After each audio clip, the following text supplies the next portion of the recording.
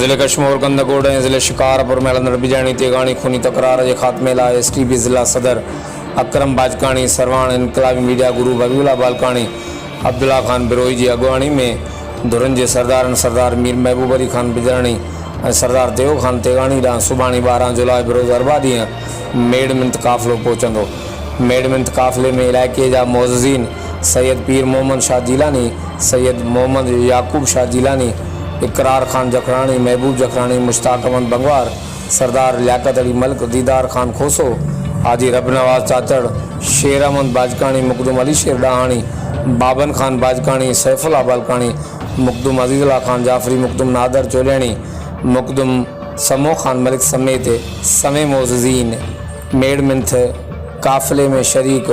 धुरन वटि पहुची बिजाणी तेगाणी खूनी तकरार के ख़ात्मे लाइ धुरन के सरदारन की अपील कंदा। हर वक्त आगारन लाइ ॾिसंदा रहो JTN वेब न्यूज़।